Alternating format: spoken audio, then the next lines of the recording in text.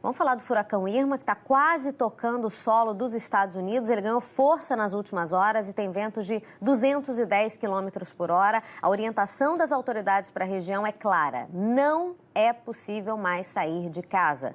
Os enviados especiais Carolina Cimente e Anderson Gás estão em Miami. Conversar com ela agora. Carol, situação bastante tensa por aí, está dando para notar pelas imagens. Quantas pessoas já estão sem energia? O que vocês têm de informação para a gente? Cecília, não consegui ouvir bem a pergunta. Acho que você perguntou sobre o número de pessoas nos abrigos. A última informação que nós recebemos da Prefeitura e do governo do estado da Flórida é que tinha mais de 54 mil pessoas em abrigos. Vou pedir para a técnica retirar aqui o retorno, que eu estou me atrapalhando um pouco. Olha, o furacão acabou subindo de categoria de novo. Ele tinha descido para a categoria 3 ontem, tinha sido uma boa notícia. Na saída de Cuba, ele ficou sobre o mar muito tempo e aí continua, na verdade, né, sobre o Oceano Atlântico. O Oceano Atlântico muito quente nessa época do ano. Já era previsto, então, que ele voltasse a subir para a categoria 4. Ventos de mais ou menos 210 km por hora. Miami agora está longe de onde vai passar o olho do furacão. Mas olha só a situação. A gente está protegido. A gente está dentro da garagem do hotel onde a gente está hospedado. E a situação já é essa aqui. Estando lá, e também estamos fora, longe do mar, longe da área oceânica. Então, a situação na área oceânica é ainda mais deteriorada do que essa aqui. E ainda estamos longe de estar no auge da passagem do furacão aqui em Miami. O furacão ficou mais lento, quer dizer, se movimenta com ainda mais lentidão, o que causa mais danos ainda por onde ele passa. Foi ainda mais para oeste, um famoso landfall, que os americanos dizem que é a entrada do furacão em território, né? Ela não vai acontecer com a mesma intensidade que aconteceria antes, o que significa que o furacão não vai ficar mais fraco mais rapidamente. Ele vai passar agora, nesses próximos minutos, em Key West, no sul da Flórida, aquelas ilhas pequenininhas que ficam bem ao sul da Flórida, onde o governo já avisou que os danos vão ser muito grandes, vão ser realmente desastrosos, e depois ele segue então para o oeste pelo mar.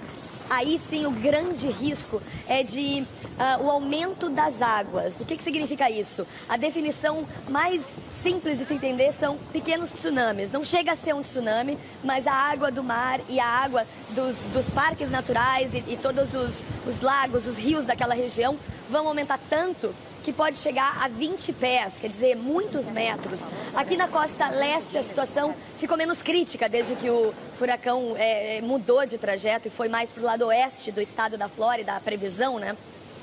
Então a previsão é de que aqui nesse lado, em Miami, por exemplo, nas áreas mais próximas do oceano, a previsão é de que a água aumente cerca de 6 a 8 metros, o que também é muito, causa muitos problemas. A gente tem que lembrar que o que é mortal na passagem de um furacão não é necessariamente o vento. O grande risco é a água. Então, principalmente nos próximos dias, quer dizer, no dia do furacão as pessoas se protegem, as pessoas estão avisadas do que está acontecendo, mas quando há essa subida de água muito violenta, essa subida de água que transforma a cidade, isso acaba causando inúmeros problemas e muitos riscos que a gente já falou várias vezes nos últimos dias no furacão em Houston, por exemplo. Bom, esse aqui é o Irma dando bom dia para Miami. A noite foi assim, esse tipo de vento, essa ventania, a intensidade do furacão chegando em Miami, a gente já foi apresentado a ele ontem à noite, muitas árvores caídas, já tem 430 mil pessoas na Flórida sem luz. Esses são os dados oficiais, é possível que esse número seja maior ainda. Eu e o Anderson Gás, aconteceu de novo, estávamos descendo aqui para a garagem para fazer essa entrada ao vivo e acabou de faltar luz no nosso hotel. O hotel tem gerador, a gente espera que ele funcione.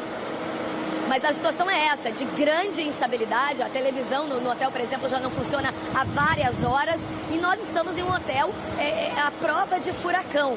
As pessoas que têm uma casa com uma estrutura menos forte, que não é de concreto, completamente feita de concreto, com janelas chamadas à prova de furacão, certamente estão sentindo os efeitos dessa ventania e a potência desses ventos ainda mais dentro de casa. O governador Rick Scott disse ontem, é sempre importante lembrar que esse é um furacão mortal. Ele disse que precisa ainda, por exemplo, de ajuda de enfermeiros nos abrigos. E ele lembrou, se você precisa sair de casa, se você precisa de um lugar seguro, a hora de ir é imediata. Ele falou isso ontem à noite.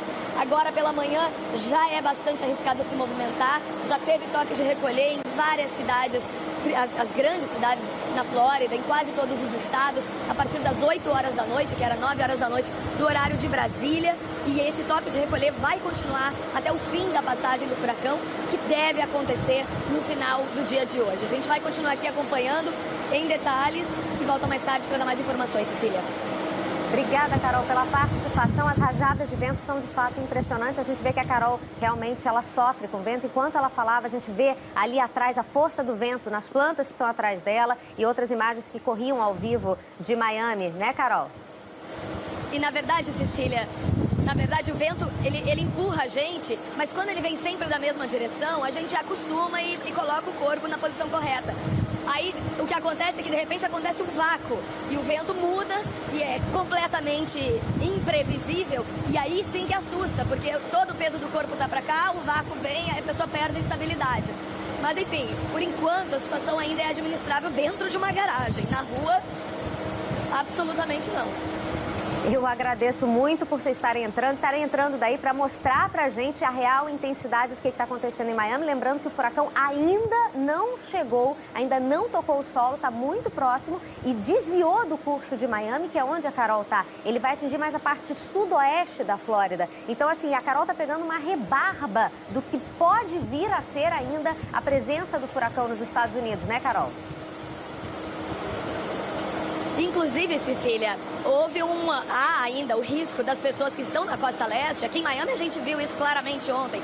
No momento em que o furacão caiu para a categoria 3, as pessoas acharem que, não, então eu estou segura, não é mais categoria 5, não é mais aquela situação, a gente se preparou tanto, mas mais de 6 milhões de pessoas tiveram que deixar a casa delas e saírem do estado. Quer dizer, foi uma organização gigantesca de muitos dias. A gente vem acompanhando isso há praticamente uma semana. Então o risco, o governador ontem falou sobre isso, o risco é das pessoas que estão na costa leste, que já não estão mais passando embaixo do olho do furacão, acharem que agora estão seguras. Ok, é uma chuva forte, mas não é mais o furacão que seria. É um risco enorme, até porque os avisos de tornado já começaram a aparecer. Os grandes furacões, eles trazem com ele um risco enorme de pequenos tornados, que na verdade podem ser do tamanho de uma rua, podem ser muito menores do que a gente imagina um tornado, mas são extremamente devastadores. Durante o furacão Harvey no Texas, mais de 200 tornados, por exemplo, foram registrados. Tornados pequenos que destruíam muito uma pequena área. Às vezes você está numa rua, do lado de lá as casas estão danificadas, mas estão de pé, do lado de cá elas estão completamente devastadas, no chão não tem mais casa, porque ali passou um desses pequenos tornados. E aqui, mesmo no leste do estado, já começaram a acontecer, foram registrados já dezenas desses tornados. Então os riscos, na verdade, claro que são maiores onde passa o olho do furacão, porque a agressividade dos ventos e possivelmente a quantidade de chuva vai ser maior.